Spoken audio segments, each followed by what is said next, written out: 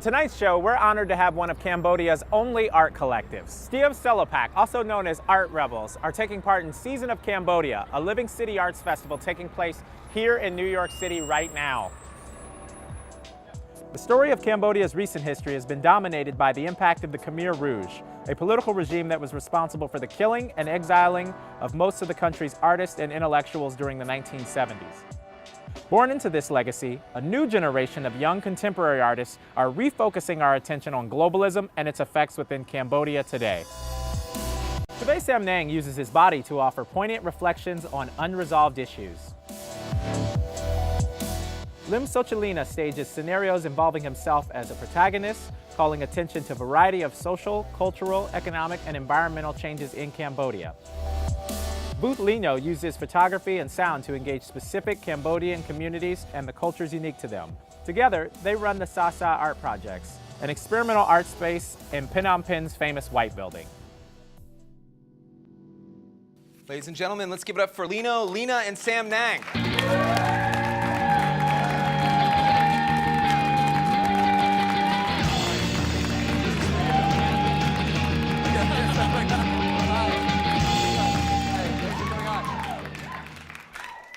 Hi, guys. Hi. Thanks for coming on the show. So I wanted to start off just by asking kind of a general question. Your work is so associated with your home country, and now you guys are here in New York working on stuff. How do you find the transition of translating your work from Cambodia to New York and presenting it here? It's a little bit overwhelming. Yeah. Trying to cope what is happening here. It's just so much going on, and just try to keep up with the pace of the festival, but also to be oriented with New York, to get to understand the audience. But I think slowly we try, find something that really relate to and link from previous project to be happening here in New York. So, yeah. So you specifically, you're exhibiting works from students at your art project, and you're showing the work at a high school in Brooklyn. Exhibiting the work of Cambodian teenagers and showing Brooklyn teenagers. Yes, you're right. It's an exciting project. So what happened was we brought over our students' work in a suitcase, and we just pop it up and show in this gallery at Packer Collegiate Institute in Brooklyn. And that's a starting point, but also we will be collaborating between the students in Phnom Penh and in New York.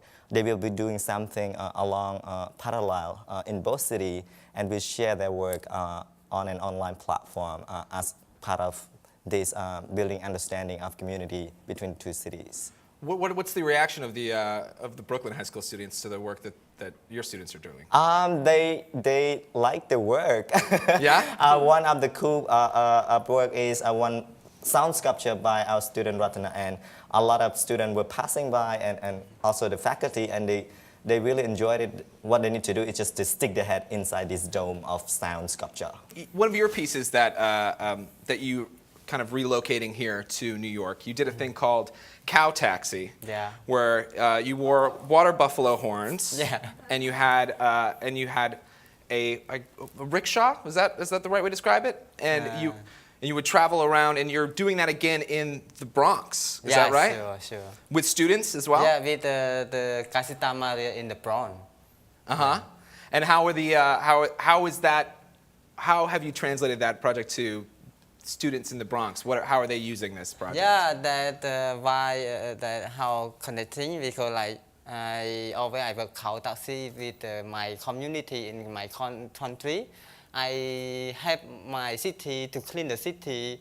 I have connecting with the people outside, inside, what they play that scaring place, but in here too, I want to connecting the community here, or like family in the American people. Always they grow up 17 years old or 14 years old or 15 years old. Always their parents said, oh, okay, you go, leave me, you don't come, And different mind, so I want to share connection before you leave your parents, what you want to do with your parents, or what you want to do in your community. Yeah, you have many things to do hey, you want to share? If you want, okay, we come to cow with me. What do you want to do? You want to be a cow with me? Great. That's I have a quick question. Do you have a card that I can use? Because I'm actually moving to the Bronx. Yeah. And sometimes it's hard to get a taxi to Manhattan from there. Yeah. And I'm wondering if I could take the cow taxi from the Bronx to Manhattan. Do you go to the Lower East Side on a Saturday night at like 3 a.m.? Yeah, can I go that far? You can go. Okay. Yeah.